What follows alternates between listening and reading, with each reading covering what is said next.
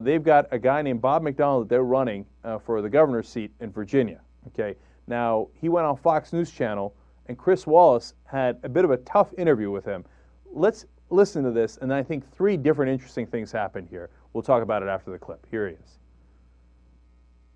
You enjoyed, according to the polls, a solid lead in this race until it was revealed that in 1989 you wrote a master's thesis in which you said, and let's put up some of the things on the screen, this has obviously been a big issue here in Virginia, the new trend of working women and feminism that is ultimately detrimental to the family.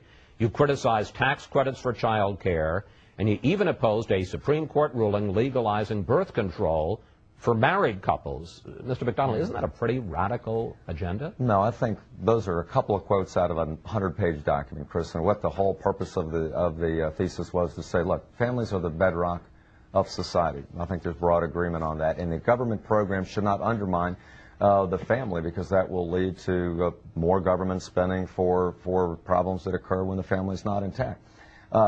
Look, it's been 20 years ago, and some of my views over time have changed. I strongly support women in the workforce. That was one of the criticisms my opponent made. My daughter's been in Iraq. My daughters both work. My wife has worked in and outside of the home. I mean, those allegations that I think have been inferences from a quote or two out of that old thesis are simply not accurate.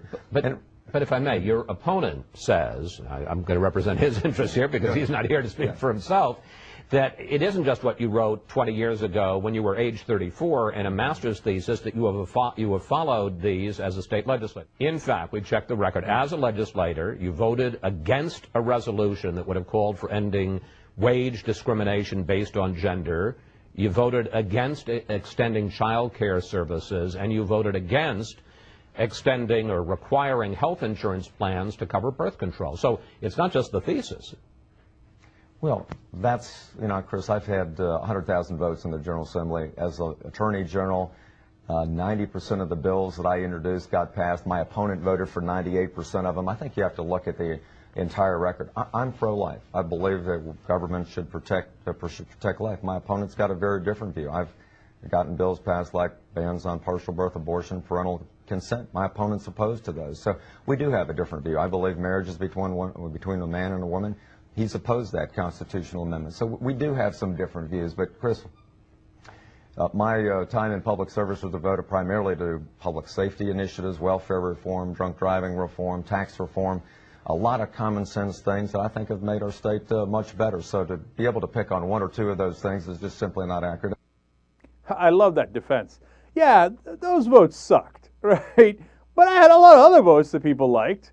Yeah, wage equality. Do women really need it? Child services, come on, really. The kids will take care of themselves. And notice he did not denounce his earlier statement on no birth control, even inside marriage.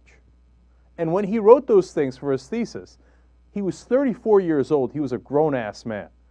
The only thing he conceded was, all right, I'll let women work in the workplace now. I even have my wife working. What am I going to do? And then he said this, but we didn't have it on tape. Am I not merciful? Am I not merciful? Okay, all right, Bob, you're merciful. Thank you. You let women work. Wow, how magnanimous of you. By the way, notice after Obama criticized them for being ideologues, Fox News all of a sudden a little tougher with a Republican candidate. They bend too. Something to learn from that.